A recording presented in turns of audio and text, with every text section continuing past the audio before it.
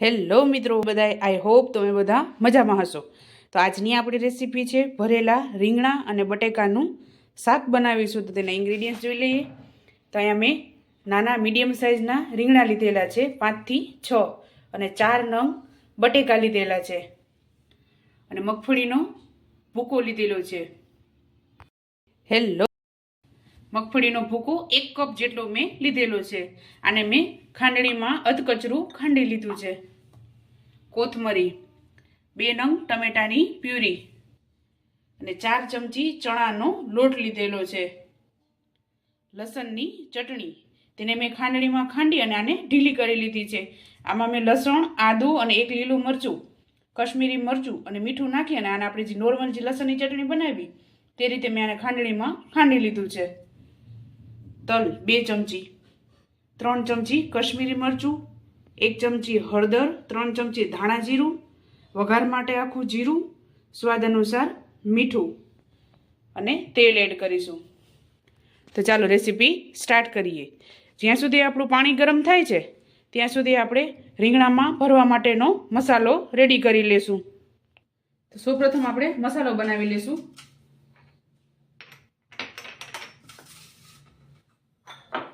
તેમાં મગફળીનો ભૂકો કરેલો છે તે એડ કરી દેશું.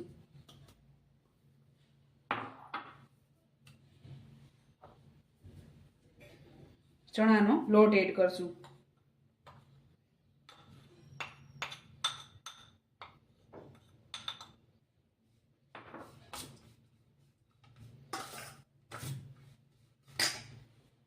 અને તલ એડ કરી દેશું. કશ્મીરી મરચું આપણે 2 ચમચી એડ કરશું.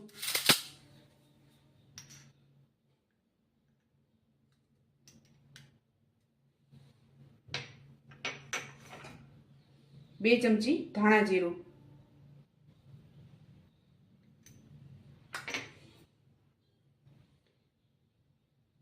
1 ટીસ્પૂન જેટલી હળદર એડ કરીશું.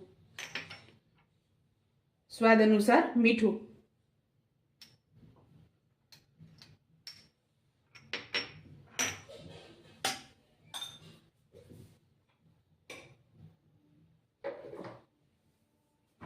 ત્યારબાદ લસણની ચટણી 1 ચમચી આપણે એડ કરીશું.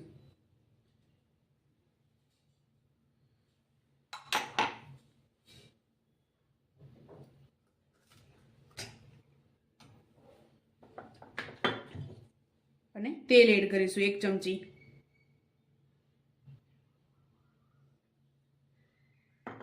મીઠું ખાતા હોય તો તમે આમાં ગોળ કે ખાંડ એડ કરી શકો છો, લીંબુ પણ એડ કરી શકો છો. પણ આપણે ટમેટા દેશી લીધેલા છે એટલે ટમેટા ખાટા છે તેના માટે મેં લીંબુ એડ કરેલું નથી.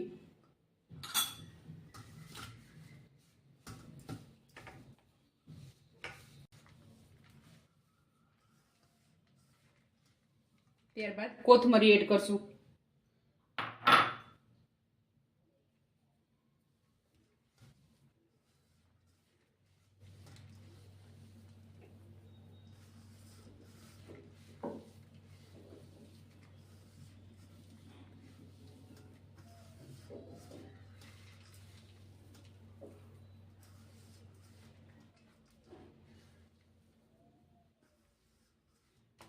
તો આપણો મસાલો રેડી થઈ ગયો છે. તો હવે આપણે રીંગણા અને બટેકામાં ભરી લેશું. તો સૌપ્રથમ આપણે બટેકાની છાલ ઉતારી લેશું.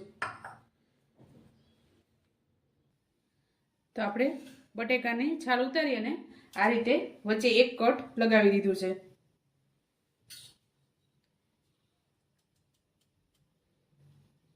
આ રીતે આપણે વચ્ચે 1 કાપો પાડી લેવાનો છે. એમાં આપણે મસાલો ભરી લેશું.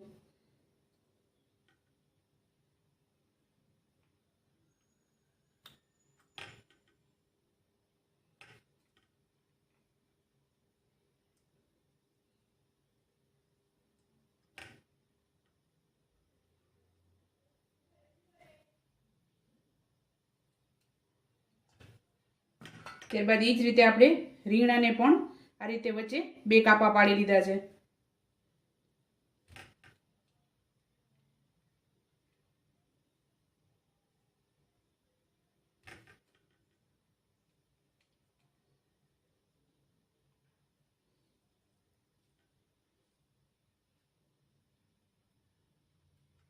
તો આપણે આ રીતે રીંગણાને અને બટેકાને બંનેને ભરી લેશું.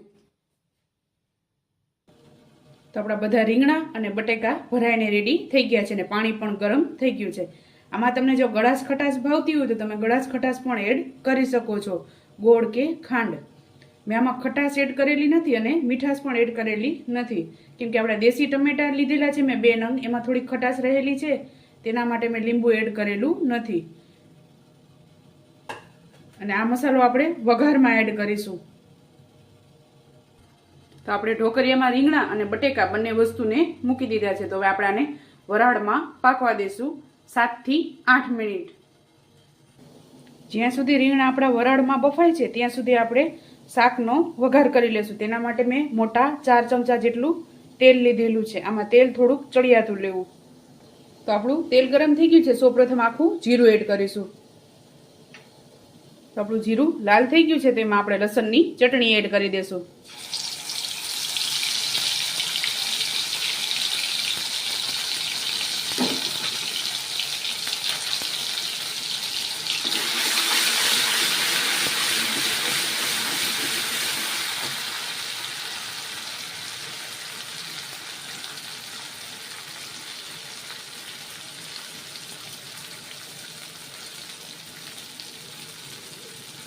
ત્યારબાદ ટમેટાની પ્યુરી એડ કરી દેશું.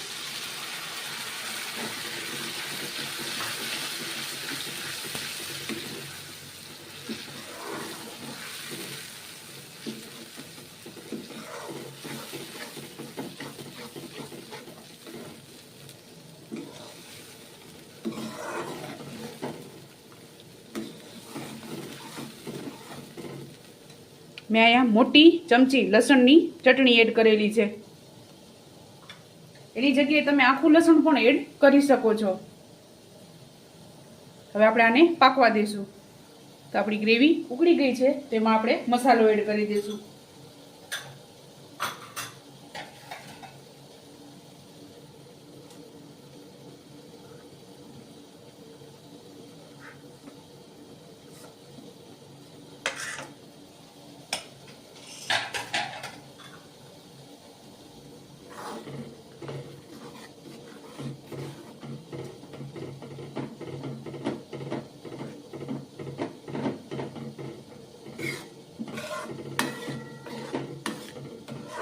ત્યારબાદ કશ્મીરી મરચું એડ કરશું.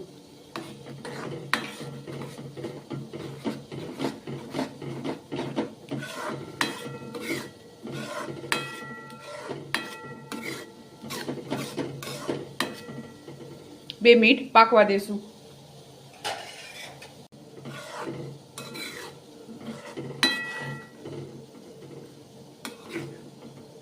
તો આપણે આને તેલ છૂટું પડે ત્યાં સુધી પાકવા દેશું. જરૂર લાગશે તો આપણે મસાલા એડ કરશું.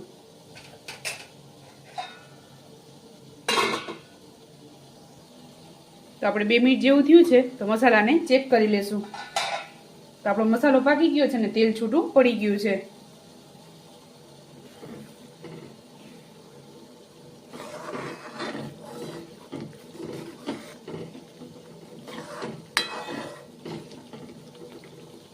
એકદમ સરસ મસાલો આપણો પાકી ગયો છે. તેમાં કોથમરી એડ કરી દેશું.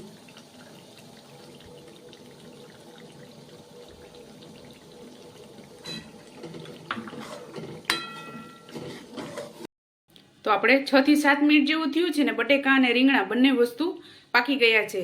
રીંગણાને આપણે જે ડીટીયાનો ભાગ છે ત્યાંથી તેને ચેક કરવાનું હોય છે. ડીટીયાનો ભાગ પાકી જાય તો આપણા રીંગણા પાકી ગયા છે.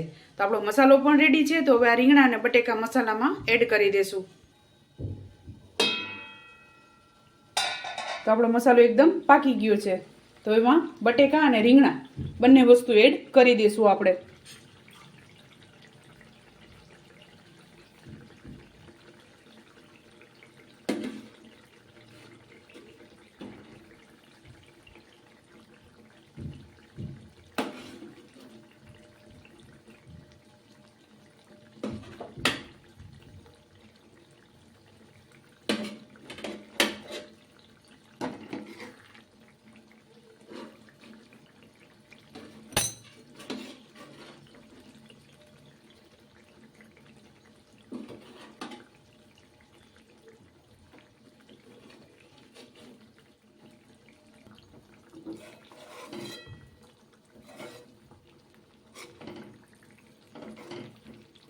તો આપણે રીંગણા અને બટેકા બંને વસ્તુ એડ કરી દીધું છે. હવે આને બહુ આપણે હલાવવાનું નથી, નકર ભાંગી જશે.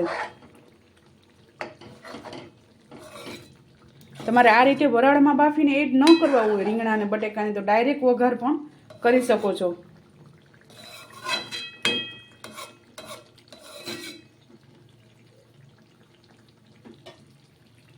ત્યારબાદ થોડુંક પાણી એડ કરીશું, 2 ચમચી જેટલું.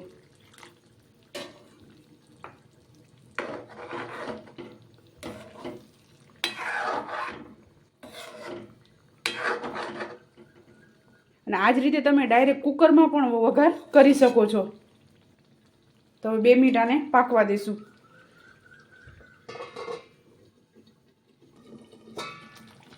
તો આપણું શાક ઉકળી ગયું છે, તો હવે આને સર્વ કરી લેશું.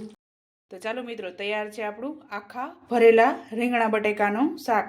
તમે પણ આ જ રીતે બનાવજો અને મને યાદ કરજો. રેસીપી પસંદ આવી હોય તો તેને લાઈક, શેર અને સબસ્ક્રાઈબ કરવાનું ભૂલતા નહીં. તો ચાલો મળીએ નેક્સ્ટ વિડીયોમાં.